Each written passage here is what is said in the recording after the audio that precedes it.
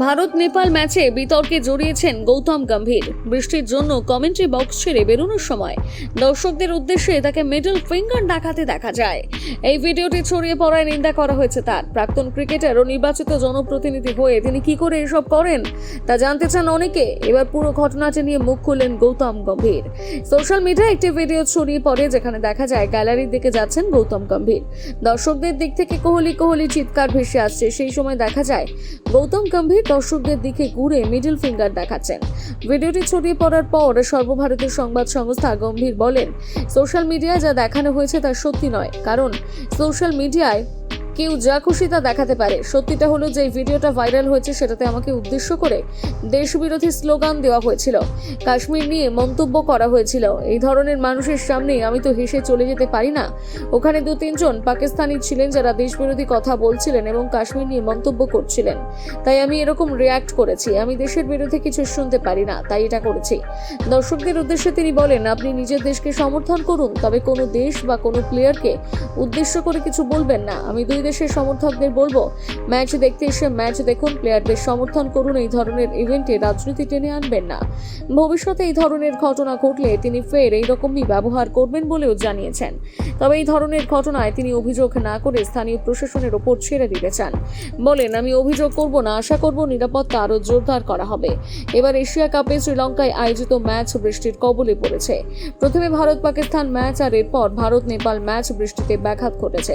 তারপর পাকিস্তান ম্যাচ ভেস্তে গেলেও নেপাল ম্যাচ ডাকওয়ার্থ লুইস নিয়মে হয়। শোনা যাচ্ছে সুপার 4-এর ম্যাচগুলো কয়েন্ডি থেকে সরিয়ে কলম্বোতে নিয়ে যাওয়া হবে, যাতে আর ম্যাচ ভেস্তে না যায়।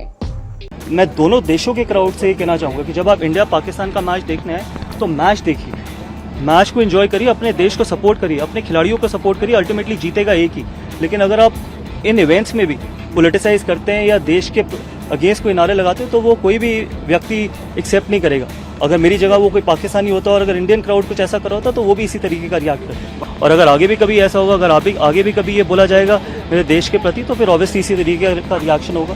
धोनी की आवाज आ रही थी, उस पर आपने रिएक्ट किया है? देखिए, तभी मैं कह रहा हूँ ना, सोशल मीडिया में जो दिखाया जाता है वो अपनी मर्जी से ट्विस्ट किया जाता है। सोशल मीडिया में दिखाया जाता है जो मन करता है उस तरीके से दिखाया जाता है, क्योंकि सोशल मीडिया में सब कुछ तो कैप्चर होता नहीं है और सब कुछ तो दिखाया जाता नहीं है।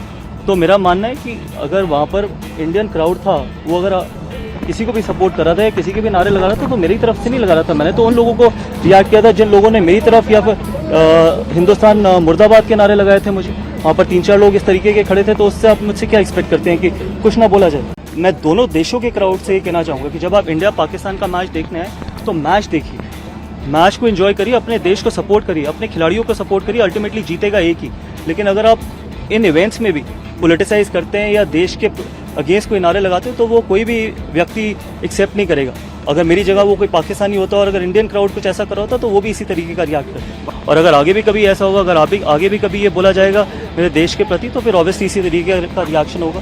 धोनी की आवाज आ रही थी, उस पर आपने रिएक्ट किया है? देखिए, तभी मैं कह रहा हूँ ना, सोशल मीडिया में जो दिखाया जाता है वो अपनी मर्जी से ट्विस्ट किया जाता है। सोशल मीडिया में दिखाया जाता है जो मन करता है उस तरीके से दिखाया जाता है, क्योंकि सोशल मीडिया में सब कुछ तो कैप्चर होता नहीं है और सब कुछ तो दिखाया जाता नहीं है।